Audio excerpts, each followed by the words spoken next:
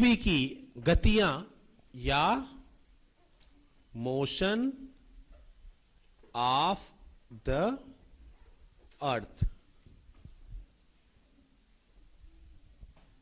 ठीक, पृथ्वी की गतियों की बात करें तो एक बात स्पष्ट है, आप ये बात जानते हो कि हमारी पृथ्वी पर दो प्रकार की गतियां पाई जाती हैं। पहला, हमारी पृथ्वी अपनी स्थिर धुरी पर पश्चिम से पूर्व दिशा में 1610 किलोमीटर प्रति घंटा की गति से लगभग 24 घंटा या 23 घंटा 56 मिनट 4 सेकंड में घूर्णन करती है। ठीक है, इसे पृथ्वी का घूर्णन कहते हैं। इसका ढेर सारा प्रभाव आप जानते हो। उसमें एक प्रमुख बात है कि पृथ्वी पर दिन एवं रात का पाया जाना, दिन और रात का होना, यह एक घटना है। दूसरी तरफ आप जानते हो कि हमारी पृथ्वी सूर्य के चारों ओर परिक्रमा भी करती है। 1,07,160 किलोमीटर प्रति घंटा की गति से लगभग एक वर्ष मतलब 365 दिन 5 घंटा 48 मिनट और 46 सेकंड में सूर्य के चारों ओर एक बार परिक्रमा कर लेती है। इसे सूर्य का परिक्रमण कहते हैं, रिवॉल्यूशन कहते हैं। ठीक है, जब हमारी पृथ्वी जो परिक्रमण करती है, इसका परिणाम क्या होता है? मैंने बताया है, ऋतु परिवर्तन इसी के कारण होता है, सीजनल चेंज होता है। ठीक, जब हमारी पृथ्वी, अब हम तीनों फेज मिलाते हैं। एक बात और आप जानते हो कि आपकी पृथ्वी अपने ऊर्ध्वाधर अक्ष पर 23.5 अंश झुकी हुई है और इस झुकाव का प्रभाव घूर्णन और परिक्रमण के साथ देखें तो काफी अलग पड़ता है। जब हमारी पृथ्वी अपने अक्ष पर झुकाव के साथ घूर्णन करते हुए सूर्य के चारों ओर घूमती है, उस दशा में सूर्य की जो लंबवत किरणें होती हैं वो उत्तर और दक्षिण की ओर विस्थापित होती हैं। लंबवत किरणें याद रखिएगा, एक लंबवत हो गई, जैसे कि अभी कोई रेडिएशन यहां पर पड़े तो ये रेडिएशन आ रही, ये लंबवत है, लेकिन यही रेडिएशन यहां पर तिरछी है, यहां पर ये आ रही है तो तिरछी है। तो क्या होता है कि जो लंबवत किरणें होती है सूर्य की, वो विषुवत रेखा से कर्क 23.5 तक झुकाव है, इस कारण 23.5 उत्तर में और 23.5 दक्षिण में वर्ष भर क्या करती रहती है? ये भ्रमण करती रहती हैं, शिफ्ट होती रहती हैं। और जब सूर्य की किरणें कर्क से मकर के बीच विस्थापित होती हैं, शिफ्ट करती हैं, तो उसमें 4 विशेष दशाएं पैदा होती हैं। भाई लंबवत तो हर दिशांतर पर पड़ेगी, भाई अक्षांश पर, 0 पर भी पड़ेगी, 1 डिग्री 2 डिग्री 5 डिग्री 10 डिग्री, और उत्तर में जाएगी कहां? कर्क तक, फिर वहां से वापस आना शुरू हो जाएगी। ठीक है, 22 डिग्री 20 डिग्री 15 10, उसके बाद 0, और फिर दक्षिण में जाएगी कहां तक? मकर तक, और फिर मकर से उत्तर में। इस तरीके से ये शिफ्ट करती रहती है। इस प्रक्रिया में 4 विशेष दशाएं पैदा होती हैं। वो 4 विशेष दशाएं कौन हैं उसको देखने की जरूरत है, और उसका डायग्राम हम लोग पहले ढूंढ रहे हैं। अब आपको डायग्राम बनाना है। एक डायग्राम जैसा मैं बना रहा हूं वैसा आप लोग भी बना लीजिए।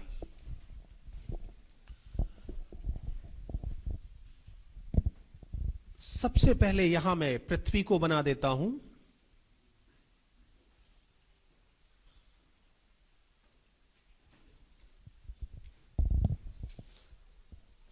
हमें परिक्रमण का एक डायग्राम बनाना है।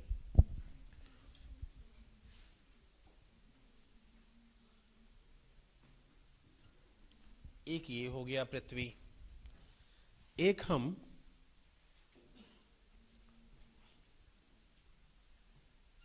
इधर बना दिए,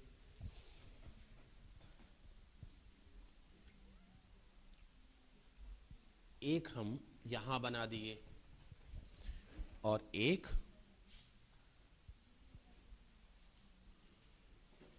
यहां बना दिए। ये गोला एकदम इसी तरीके से बनना चाहिए। और बीच में कौन हो गया? बीच में हो गए यहां सूरज चाचू,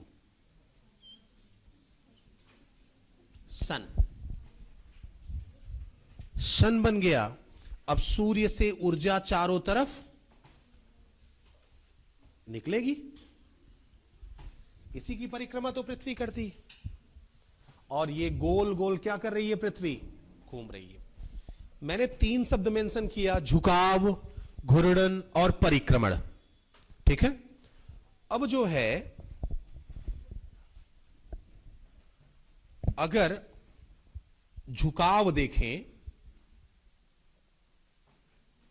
ये झुकाव हो गया है ना। और झुकाव के साथ अगर हम अब प्रमुख देशांतर बनाएं तो एक तो ये बनेगा, एक यहां पर ये बन जाएगा, एक यहां पर ये बन जाएगा, एक ये हो गया और ये हो गया। 0 डिग्री 23.5 नॉर्थ और 23.5 साउथ। ये 66.5 साउथ और ये साउथ पोल। ये 66.5 नॉर्थ और ये नॉर्थ पोल। इतना तो सब पहचान रहे होगे, पढ़ा चुका हूं इसको। नहीं पहचान पा रहे हो? पहचान ले रहे हो। इसी तरीके से हम यहां भी झुकाव के साथ ही काम करेंगे। और झुकाव एक ही दिशा में है, ऐसा नहीं है कि एक बार इधर झुक जाएगा एक बार इधर झुक जाएगा। अब देखो, फिर से हम वही प्रमुख देशांतर कुछ बना लें। ये हो गया आर्कटिक सर्किल, ये हो गया विषुवत रेखा, ये हो गया कर्क रेखा और ये हो गया मकर रेखा।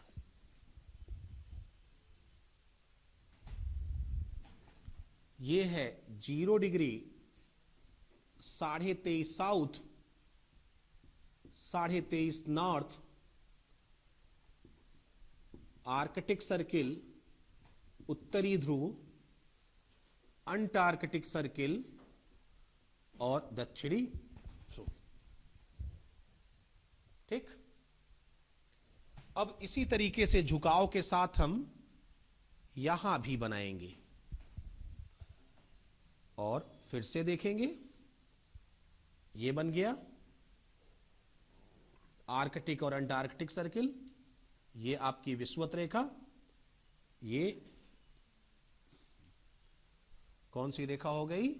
0, 23.5 नॉर्थ और 23.5 साउथ, साउथ पोल और ये नॉर्थ पोल। ऐसे ही यहां भी बनाएंगे। ठीक है।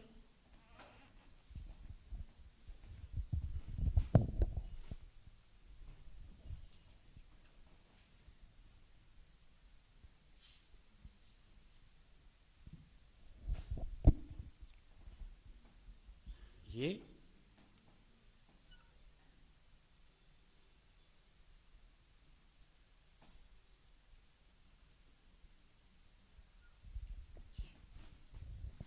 ठीक है।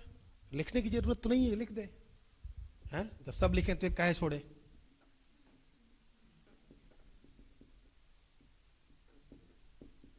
साउथ।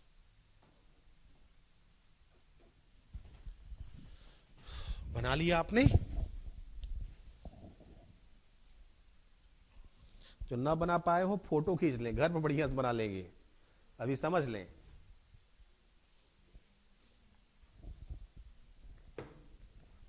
क्या प्रभाव पड़ता है? मैंने बताया कि झुकाव के साथ घूर्णन करते हुए सूर्य के चारों ओर परिक्रमा कर रही है। इसमें 4 विशेष दशाएं उत्पन्न होती हैं। 4 जगह पृथ्वी दिख रही है आपको। ठीक। पहली दशा को देखें तो अब देखिए यहां पर एक चीज और देखिए, सूरज कहां कहां चमक रहा है, ये गौर करिएगा। मूल बात यही ध्यान रखनी है। सूर्य की लंबवत किरणें कहां चमक रही हैं?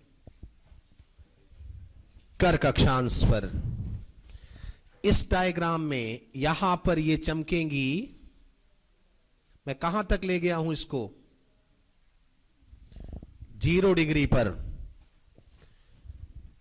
यहां पर ये कहां चमक रही हैं? किस अक्षांश पर? मकर रेखा पर। और फिर से ये कहां चमक रही हैं? कहां तक गई ये? कर्क पर, सॉरी विषुवत पर, यही है ना। अब इसमें पहली अवस्था क्या कहलाती है ये देखिए। 21 जून को जब सूर्य की किरणें कर्क अक्षांश पर पड़ती हैं तो यह अवस्था कहलाती है कर्क संक्रांति। कर्क संक्रांति, इसी को कहते हैं ग्रीष्म आयनांत। इसको इंग्लिश में कहते हैं समर सॉलिस्टिस। ठीक, कर्क संक्रांति या ग्रीष्म आयनांत, इसी दशा को क्या कहते हैं? Summer solstice. यह दशा कब उत्पन्न होती है? कौन सी दशा है? 21 जून की तिथि याद होनी चाहिए, भूलनी नहीं चाहिए। 21 जून को जब सूर्य की लंबवत किरणें कर्क रेखा पर पड़ती हैं तो यह दशा कहलाती है कर्क संक्रांति। आपको पता है पृथ्वी घूम रही है निरंतर, स्थिर तो है नहीं, तो क्या लिखवाया था मैंने कि सूर्य की किरणों, लंबवत किरणें उत्तर दक्षिण शिफ्ट करेंगी। अब ये 23.5 से उत्तर में नहीं जाती, अब ये किधर आएंगी? नीचे की ओर। और जून के बाद जुलाई, अगस्त, सितंबर, 23 सितंबर को जब सूर्य की किरणें विषुवत रेखा पर पड़ती हैं, यह दशा कहलाती है शरद विषुव। ठीक है, ऑटोमन इक्विनॉक्स। तो यह दशा कौन सी है? शरद विषुव की अवस्था।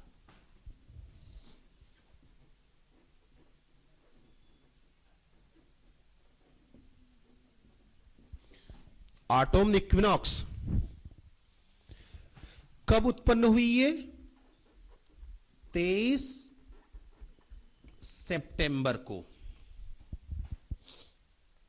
अब 0 डिग्री पर सूरज रुक तो जाएगा नहीं, नीचे जाएगा दक्षिणी गोलार्ध में, और यात्रा करते हुए सितंबर के बाद अक्टूबर, नवंबर, दिसंबर, ये 22 दिसंबर को कहां पहुंच जाएगा?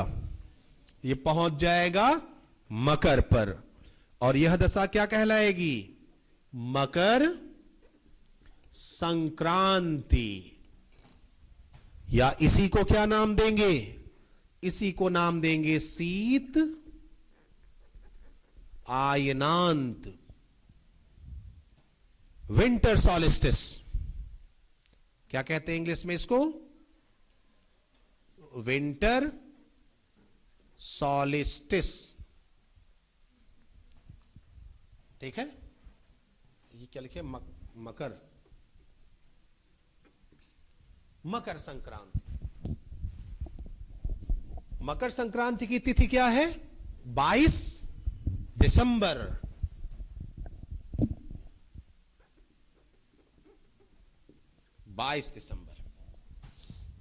और अब मकर के नीचे तो सूरज जाएगा नहीं, फिर से उत्तर की ओर चलेगा। और अब दिसंबर के बाद जनवरी, फरवरी, मार्च, 21 मार्च को फिर से ये कहां पहुंच जाएगा? विषुवत रेखा पर। और यह दशा कहलाती है वसंत विषुव, स्प्रिंग इक्विनॉक्स,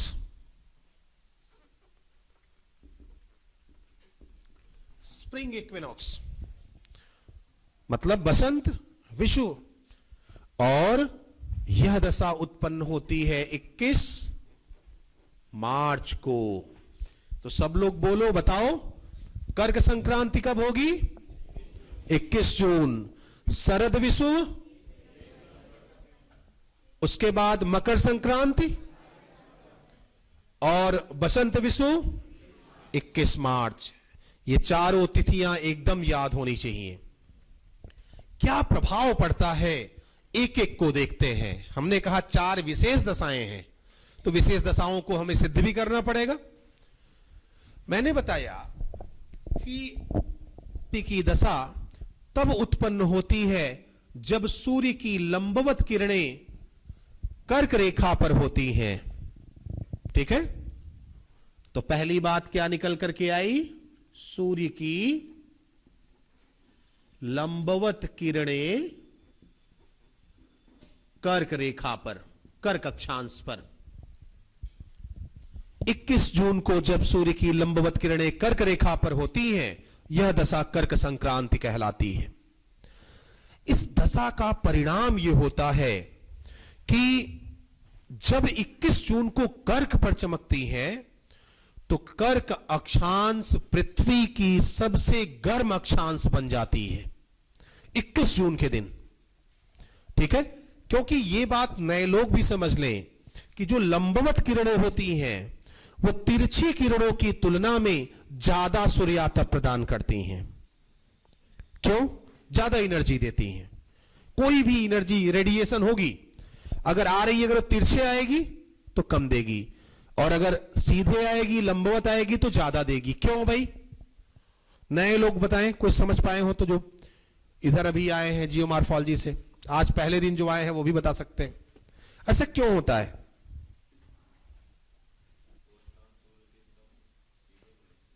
सीधे में है वो तो लंबवत में बता ही रहा हूं। क्यों बताओ, जो सोच।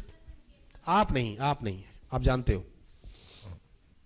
नए लोग बताओ, आप बताओ, नए में जो है 2 लोग, हाँ बताओ, कोशिश करो क्लास में।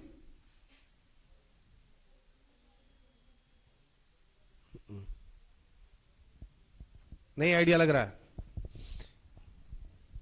तो देखो, ऐसे समझो इसको कि जो एनर्जी है, लंबवत किरणें क्यों ज्यादा सूर्यातप देती हैं, समझ लोगे, समझ आ जाएगा।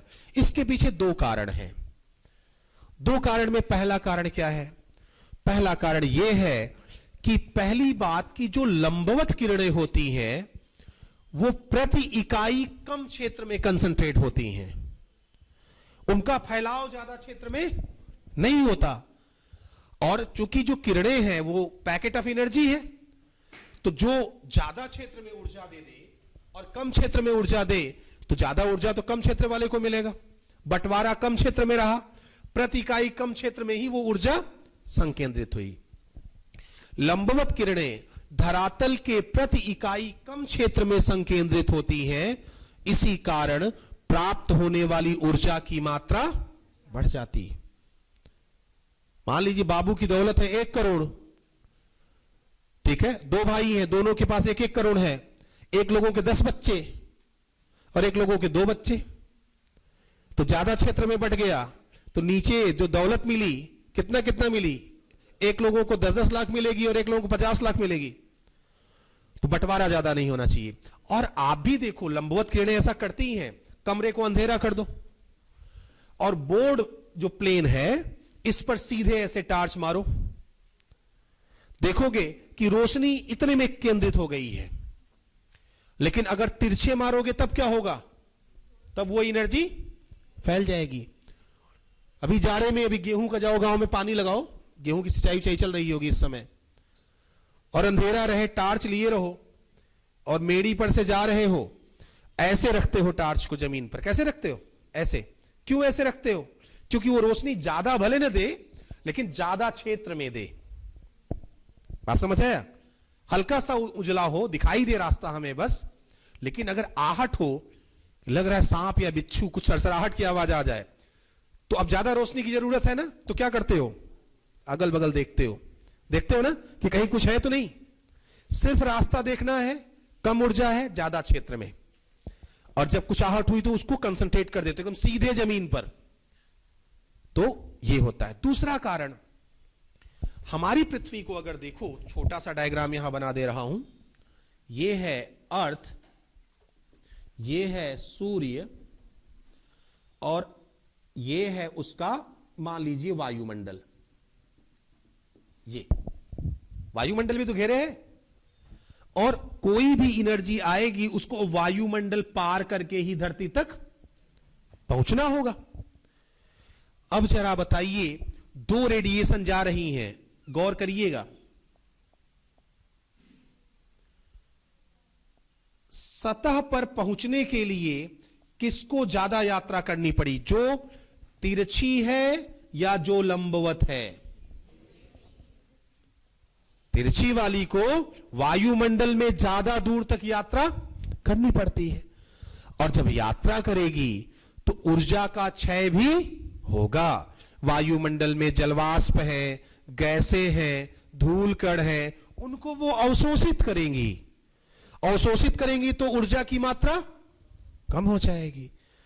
दो लोगों को बराबर ऊर्जा मैंने दे दिया, ठीक है, 50-50 कैलोरी, और मैंने कहा जाओ जो भी वहां मिलेगा आपको आपके डेस्टिनेशन पर उनको दे देना। एक लोग कहा कि आपको यही मिल जाएंगे कारपेंट्री पर, जिनको देना है एनर्जी, बची हुई एनर्जी, और एक लोगों को लल्ला पर मिलेंगे, लल्ला चौराहे पर। तो कौन व्यक्ति ज्यादा ऊर्जा प्राप्त करेगा, कारपेंट्री वाला या लल्ला वाला? दौड़ते हुए आप जा रहे हो तो ऊर्जा खर्च हो रही है, यहां वाला ज्यादा प्राप्त करेगा क्योंकि आपकी ऊर्जा भी ज्यादा बची हुई है, और लल्ला तक पहुंचते पहुंचते आप ही ऊर्जा खत्म कर चुके हो। तो जो 10-20 कैलोरी, 10 कैलोरी बची है, लो भैया ले लो, और इनको कितना मिलेगा, 40 कैलोरी मिलेगी भैया। तो दो कारण, एक तो लंबवत किरणें कम क्षेत्र में संकेंद्रित होती हैं, दूसरा लंबवत किरणों को वायुमंडल में कम यात्रा करनी पड़ती है, तो क्षय कम होता है तो ज्यादा ऊर्जा देती। अब बताइए, सूर्य की लंबवत किरणें कर्क रेखा पर हैं, उस दशा में कर्क अक्षांश पूरी पृथ्वी पर सबसे गर्म अक्षांश हो जाएगी। सबसे इंपॉर्टेंट बात, सबसे गर्म, हॉटेस्ट लैटिट्यूड बन जाएगा। एक प्रभाव तो ये रहा। दूसरा, अब और देखो, दूसरा देखोगे तो कर्क अक्षांश जो होता है 23.5 डिग्री, वो उत्तरी गोलार्ध में होता है, दक्षिणी गोलार्ध में?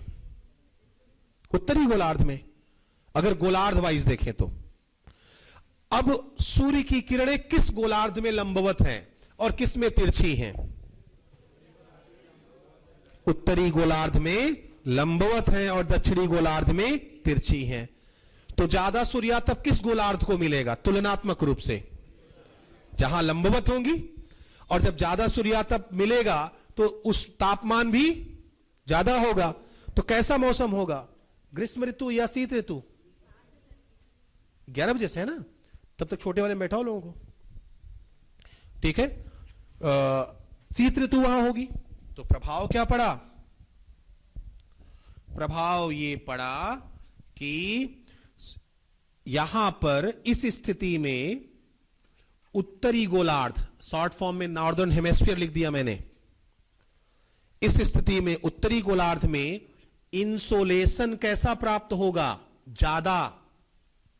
ज्यादा सूर्यातप प्राप्त होगा तो सीजन कौन सा होगा? समर सीजन होगा। क्लियर हुआ? और सदर्न हेमिस्फीयर में क्या हुआ? सदर्न हेमिस्फीयर में किरणें कैसी जा रही हैं? तिरछी या लंबवत? तिरछी। तो इंसुलेशन कम मिला, सीजन कौन सा होगा? तापमान कम रहेगा तो क्या होगा? विंटर। तो कर्क संक्रांति की दशा में उत्तरी गोलार्ध में ग्रीष्म ऋतु का होना पाया जाता है और दक्षिणी गोलार्ध में शीत ऋतु का होना पाया जाता है। क्लियर हो गया? एक प्रभाव और पड़ता है, प्रभाव पड़ता है दिन की अवधि को लेकर के। दिन की अवधि, दिन की अवधि पर कैसा प्रभाव पड़ेगा? यदि हम दिन की अवधि के संदर्भ में देखें तो विषुवत रेखा के सहारे दिन और रात की अवधि समान होती है, हमेशा समान होती है। Duration of the day and night is equal. कहां पर? इक्वेटर पर वर्ष भर स्थिति रहती है। तो दिन और रात की अवधि में परिवर्तन होता कहां से है? कहां है? जब आप उत्तर और दक्षिण की ओर जाओगे। ठीक है? विषुवत रेखा पर दिन और रात की अवधि समान, मतलब 12 घंटा दिन और 12 घंटे रात। लेकिन कर्क रेखा पर तो ऐसा नहीं होगा, एवं उसके उत्तर में, ध्यान दीजिएगा, कर्क रेखा एवं उसके उत्तर में, मतलब कैंसर से पोलवर्ड आप चल रहे हो तो दिन की अवधि ज्यादा होती है, रात की अवधि कम होती है। दिन बड़े और रातें छोटी होती हैं। दिन की अवधि ज्यादा और रात की अवधि कम होती है। क्लियर हो गई बात? और जैसे जैसे उत्तर की ओर आप जाएंगे एक और प्रभाव पड़ता है। दिन बड़े, लेकिन कितना? जितना आप उत्तर की ओर चलोगे उतना ही दिन और भी बड़े होते जाते हैं और रातें छोटी होती जाती हैं। और जैसे ही आप 66.5 डिग्री नॉर्थ पर पहुंचते हो, आर्कटिक सर्किल पर, विशेषता बताया था महत्व मैंने, याद होगा, यहां 24 दिन बड़ा होते होते कितने घंटे का हो गया? 24 घंटे का दिन हो गया और रात कोई भी नहीं। और ये 24 घंटे का दिन ध्रुवों तक बना रहेगा। ठीक? तो उत्तरी गोलार्ध में जब आप उत्तरी ध्रुव की ओर जा रहे हो तो 24 दिन की अवधि बढ़ रही है और रात छोटी होती जा रही है। बात क्लियर हो गई? और 66.5 पर 24 घंटे का दिन होगा। आपको याद होगा कि 66.5 डिग्री अक्षांश या आर्कटिक सर्किल कई देशों से गुजरती है। अगर मैपिंग पढ़ेंगे तो देखेंगे, जो लोग पढ़े होंगे वो जानते होंगे। अगर हम उत्तर अमेरिका में देखें तो अलास्का और कनाडा से गुजरेगी, आगे जाएंगे तो ग्रीनलैंड से गुजरेगी, ग्रीनलैंड के बाद आगे जाएंगे तो नॉर्वे से, उसके बाद स्वीडन, स्वीडन के बाद फिनलैंड, फिनलैंड के बाद रसिया, साइबेरिया, इतने क्षेत्रों से गुजरेगी। होता क्या है कि नॉर्वे को मध्य रात्रि के सूर्य का देश कहा जाता है। नॉर्वे को क्या नाम देते हैं? मध्य रात्रि के सूर्य का देश। ऐसा क्यों कहते हैं? क्योंकि वहां रात के 12 बजे भी सूर्य का प्रकाश दिखाई देता है। घड़ी तो 24 घंटे वाले स्लॉट में चलेगी, है ना, लेकिन रात के 12 बजे भी सूरज दिख रहा है, इसीलिए उसको उपनाम दिया गया। प्रीलिम में एक फैक्ट ये आता है कि मध्य रात्रि के सूर्य का देश किसे कहते हैं? तो नॉर्वे को। ऐसा नहीं है कि सिर्फ नॉर्वे में ही 12 बजे दिखाई देगा, उस अक्षांश पर जो भी देश होंगे, भाई घूमेगी तो सब पर तो वही स्थिति बनेगी। रसिया में भी यही स्थिति बनेगी, फिनलैंड में, स्वीडन में और उधर अलास्का में, हर जगह। ठीक है? तो ये चीज ध्यान रखना है। और आगे हम लोग चलें तो एक चीज और देख सकते हैं इसमें कि दक्षिणी गोलार्ध में फिर क्या होगा। दक्षिणी गोलार्ध में, साउथ हेमिस्फीयर में मकर रेखा के सहारे, मकर एवं दक्षिण में दिन छोटे होते जाएंगे और रातें बड़ी होती जाएंगी। आप लोग गेस कर सकते हो कि जरा 21 जून के समय को याद करो, हम लोग कर्क रेखा पर हैं, भारत से कर्क रेखा गुजरती है, 5 बजे ही सनराइज हो जाता है और सनसेट 7 बजे शाम को होता है। 14 घंटे का दिन होता है ना, इसका मतलब रात 10 घंटे की ही होती है, तो यह बात तो प्रमाणित हो गई। 45 डिग्री पर जाएंगे तो ये 14 का 18 हो जाएगा, 50 डिग्री पर जाएंगे तो 22 घंटे का हो गया, 66 पर चले गए 24 घंटे दिन ही दिन है। और आप स्वयं सोचिए, अगर ये है आपकी स्थिति, मैप में देख लो,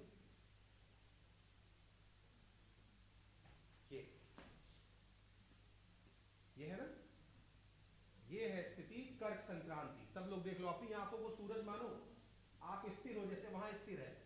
अगर आपकी आंखों से आग निकलती तो आग सीधे किस अक्षांश पर पड़ती? तीनों में से, है ना? चाहे जैसे घूमे वो आप उसी अक्षांश को देखोगे। अब जरा ये आर्कटिक सर्किल वाला एरिया, उत्तरी ध्रुव दिख रहा है, लेकिन क्या दक्षिणी ध्रुव भी दिख रहा है क्या? अब मैं चाहे जैसे घुमाऊं आपकी आंखों के सामने करके, यहां तक का एरिया आपकी आंखें कवर करेंगी, है ना? इसका मतलब ये वाला एरिया हमेशा सूर्य के प्रकाश के दायरे में है। कर्क संक्रांति की दशा में तो यहां हमेशा क्या होगा? दिन होगा। और यहां अंटार्कटिका में 66.5 के सहारे ये दिखाई ही नहीं देगा, मतलब यहां 24 घंटे की रात। तो दक्षिणी गोलार्ध में मकर रेखा और उसके दक्षिण में जाने पर दिन छोटे और रातें निरंतर लंबी होती जाती हैं, समझ रहे हैं? और 66.5 और उसके दक्षिण में 24 घंटे की रात का होना पाया जाता है। क्लियर? और आगे चले हम लोग, तो अब सूर्य यही रुका तो रहेगा नहीं 21 जून को। जैसे 22 जून 23 जून समय आगे बढ़ेगा, अब सूर्य की किरणें और उत्तर में नहीं जाएंगी, क्योंकि झुकाव कितना था? 23.5 तक पहुंच चुकी हैं। अब यहां से दक्षिण आना शुरू करेंगी और जुलाई, अगस्त, सितंबर, 23 सितंबर को सूर्य की लंबवत किरणें शिफ्ट करते करते कहां आ जाएंगी? विषुवत रेखा पर आ जाएंगी। यह विशेष दशा कहलाती है शरद विषुव। इसी को कहते हैं ऑटोमन इक्विनॉक्स, शरद विषुव। शरद विषुव की दशा तब उत्पन्न होती है जब 23 सितंबर को सूर्य की लंबवत किरणें विषुवत रेखा पर पड़ती हैं। सूर्य की लंबवत किरणें 23 सितंबर को कहां पर पड़ती हैं? विषुवत पर लंबवत। अब इसका परिणाम क्या होता है? अब देखो ये देखने में कैसा लगेगा, आपको लगेगा, ग्लोब पर दिखा देता हूं। ये देखो, आपकी आंखें ही सूरज है,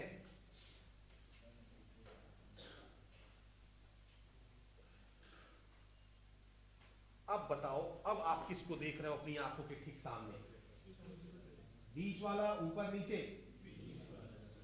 है ना? यही दशा है। अब बताओ, दोनों ध्रुव आपको दिख रहे हैं कि नहीं दिख रहा है? नीचे और ऊपर वाला नहीं दिख रहा? दोनों दिख रहा है कि नहीं? सब लोग देख लो भाई, दोनों दिख रहा है? सबको नहीं दिख रहा? देख लो भाई, ऊपर से दिख जाता है? नहीं तो हम इसलिए यहां लाते हैं ना, ताकि आपकी आंखें अगर सूरज है एग्जैक्ट यहां देख पाए इसको। थोड़ा मेहनत करते हैं हम आकर के, ताकि और क्लैरिटी हो जाए। नहीं तो आप पता चला कि सर एंगल बन रहा है, अभी देखो थोड़ा सा, तो गड़बड़ हो जाएगा। इतने समझदार हो तो बहुत बढ़िया है। अब यहां पर जरा एक चीज बताओ, जब आपकी आंखें इस दशा में दोनों ध्रुवों को देख रही हैं, इसका मतलब वो प्रकाश वृत्त काट रहा है कि नहीं काट रहा है? ध्रुवों को काट रहा है ना? अगर यहां पर लंबवत है तो दोनों गोलार्धों में तिरछापन एक समान होगा कि नहीं होगा? होगा ना? बस इतना ही यहां दिखाना था। अब प्रभाव क्या पड़ेगा? प्रभाव ये पड़ेगा कि इस दशा में विषुवत रेखा जो होगी वहां पर किरणें लंबवत होंगी तो 0 डिग्री पृथ्वी की सबसे गर्म अक्षांश बन जाएगी, सबसे गर्म अक्षांश बन जाएगी। एक प्रभाव यह पड़ेगा। दूसरा प्रभाव, अगर हम ऋतुओं के संदर्भ में बात करें तो नॉर्थ हेमिस्फीयर और साउथ हेमिस्फीयर दो ही गोलार्ध है, तो दोनों गोलार्धों में सौर किरणों का तिरछापन समान रहेगा, और जब तिरछापन समान रहेगा तो एक समान सूर्यातप की प्राप्ति भी होगी। और जब समान सूर्यातप मिलेगा, इंसोलेशन मिलेगा, तो न गर्मी न ठंडी, कैसी जलवायु हो जाएगी? सम जलवायु हो जाएगी। सितंबर में 23 सितंबर को अपने यहां महसूस करो, न तो बहुत जून की तरह गर्मी होती है और ना ही दिसंबर जनवरी की तरह ठंडी होती है। ठीक, यही स्थिति दोनों गोलार्धों में होती है। दूसरा एक प्रभाव और क्या पड़ेगा? एक प्रभाव और पड़ेगा, दिन की अवधि में क्या प्रभाव पड़ेगा? दिन की अवधि आप जानते हो विषुवत रेखा पर तो हमेशा समान होती है, 12 घंटा दिन 12 घंटे रात। लेकिन अब चूंकि प्रकाश वृत्त बराबर दोनों ध्रुवों को काट रहा है, इसलिए दिन और रात की अवधि भी क्या हो जाएगी? बराबर हो जाएगी। यह प्रभाव पड़ेगा शरद विषुव का। अब सूर्य 0 डिग्री पर पहुंच गया, अब यहां रुका तो रहेगा नहीं, 23 सितंबर के बाद और आगे बढ़ेगा, और आगे बढ़ेगा तो ये अक्टूबर, नवंबर, दिसंबर, 22 दिसंबर को ये दक्षिण की ओर विस्थापित होते होते पहुंच जाएगा मकर रेखा पर। ठीक है, और वह दशा कहलाती है मकर संक्रांति, या इसी को कहते हैं शीत आयनांत, इसी को कहते हैं इंग्लिश में विंटर सॉलिस्टिस। ठीक, तो सूर्य की लंबवत किरणें 22 दिसंबर को जब मकर रेखा पर पड़ती हैं तो इसे मकर संक्रांति कहा जाता है, विंटर सॉलिस्टिस कहा जाता है। इसका प्रभाव क्या पड़ेगा जरा आप सोचिए तीनों तथ्यों को। सबसे गर्म अक्षांश रेखा कौन हो जाएगी? मकर रेखा 22 दिसंबर को हमारी पृथ्वी की सबसे गर्म अक्षांश बन जाएगी। दूसरा क्या प्रभाव पड़ेगा इसका?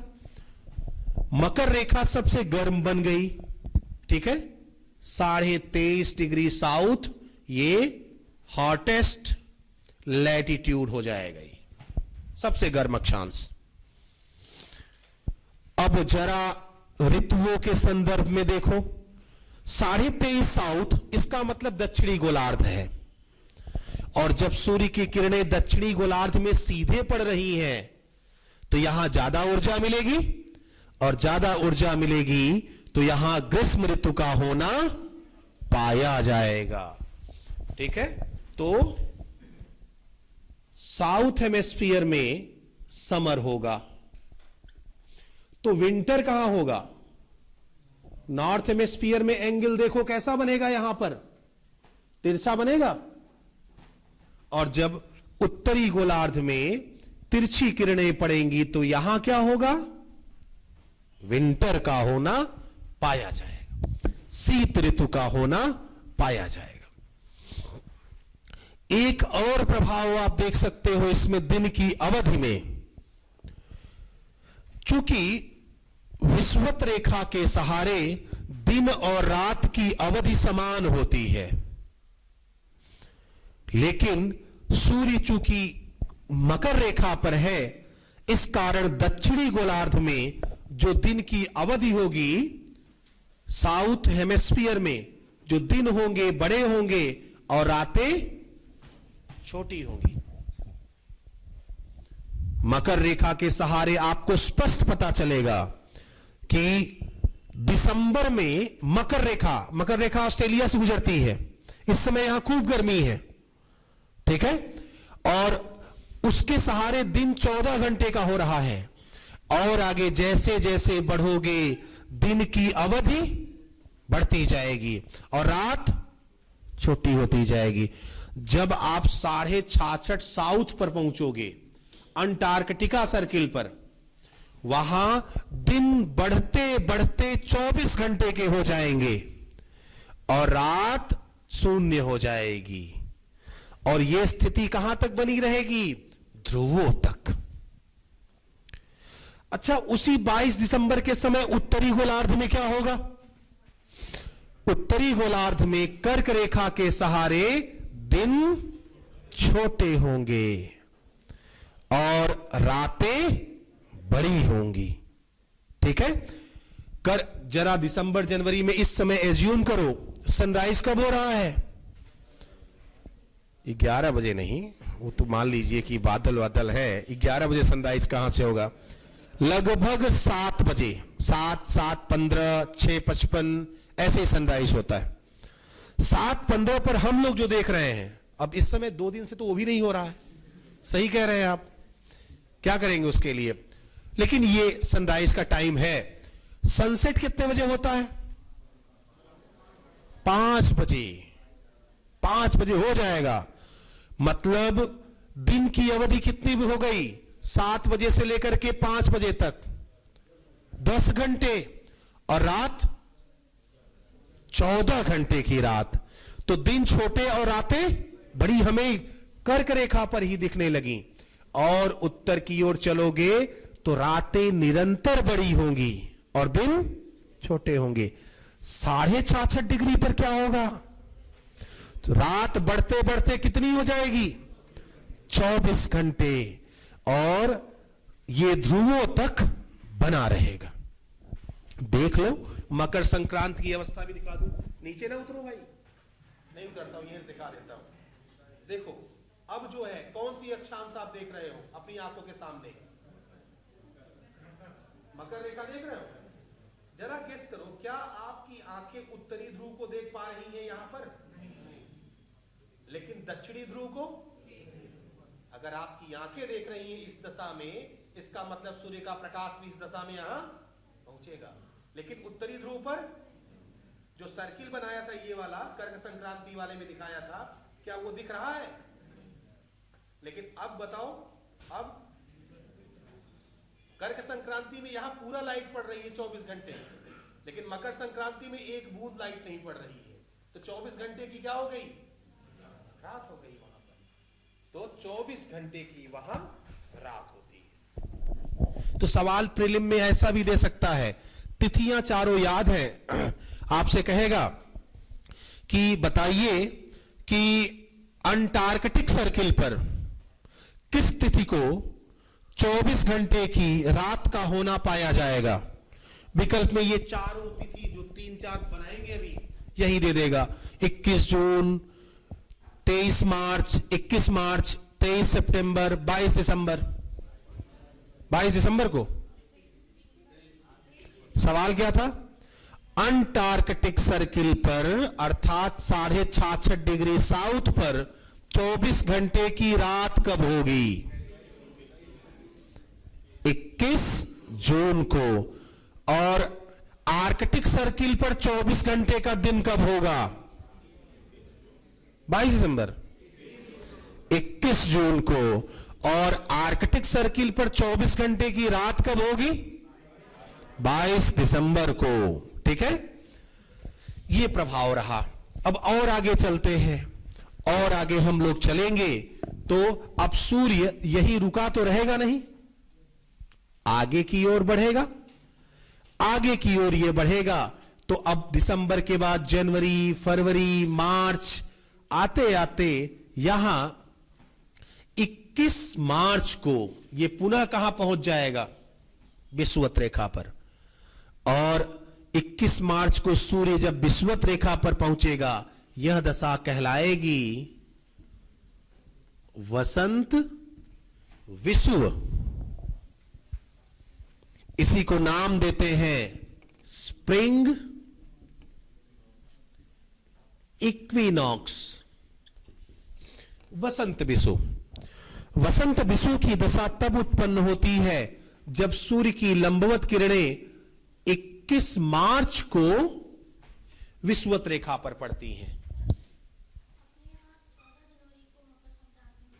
हमारे यहां जो 14 जनवरी को मनाया जाता है वो इसलिए मनाया जाता है क्योंकि जैसे ही, अब देखो 22 दिसंबर को तो ये यहां चमक गया, ठीक है, लेकिन 22 दिसंबर को हमारे यहां सबसे छोटा दिन होता है उत्तरी गोलार्ध में, सबसे छोटा दिन।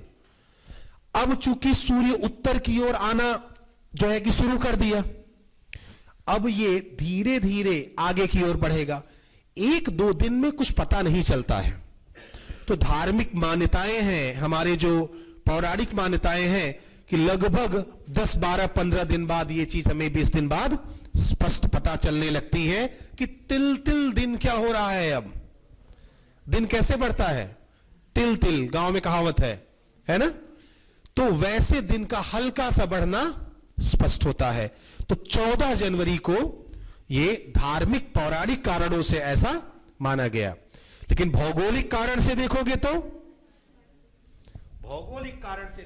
22 दिसंबर, और बाकी अगर लड्डू खाना है तो क्या तब कब मनाएंगे, 14 जनवरी को, ठीक है।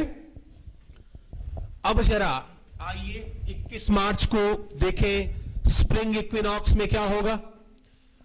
सबसे गर्म अक्षांश कौन सी बन जाएगी अब इस दशा में, 0 डिग्री लैटिट्यूड सबसे गर्म हो जाएगी। दोनों गोलार्धों में सौर किरणों का तिरछापन कैसा होगा। अगर विषुवत रेखा पर किरणें चमक रही हैं इस दशा में, तो तिरछापन तो अब देखिए दोनों ध्रुव दिख रहे होंगे आपको। अब इस दशा में दिखेंगे दोनों ध्रुव, ठीक है। न कर्क में दोनों ध्रुव दिख रहे थे कर्क संक्रांति में, ना ही मकर संक्रांति में, लेकिन विषु की दशा में दोनों दिख रहे हैं।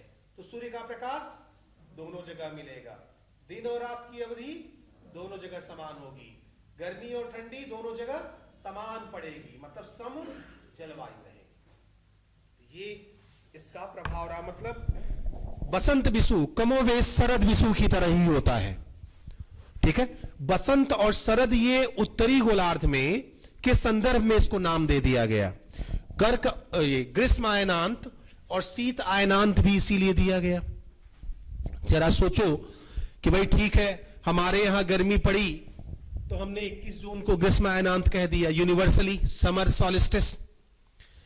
आखिर में 22 दिसंबर को जब ऑस्ट्रेलिया में पड़ेगा गर्मी, तब हमारे यहां ठंडी पड़ेगी, तो यूनिवर्सली कैसे हम इसे विंटर सॉलिस्टिस कह सकते हैं।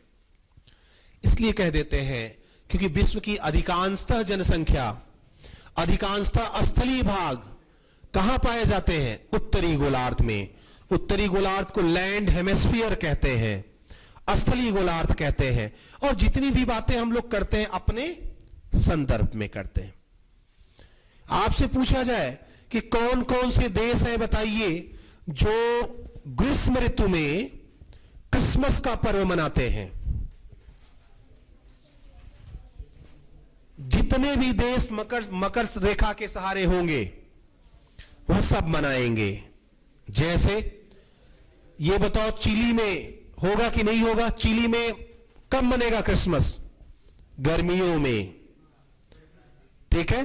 चिली के बाद अर्जेंटीना, पराग्वे, ब्राजील, वही मनेगा। अफ्रीका में आ जाओ, Namibia, Botswana, south Africa, Zimbabwe, Madagascar, है ना, मोजाम्बिक, ये सारे देश। और आगे आ जाओ, ऑस्ट्रेलिया, न्यूजीलैंड, ये सब कब मनाएंगे, सब गर्मियों में क्रिसमस मनाएंगे, गर्मियों में न्यू ईयर मनाएंगे। हम लोग न्यू ईयर में यहां ठंडी में हैं और वो लोग न्यू ईयर में क्या कर रहे होंगे, खूब गर्म होंगे।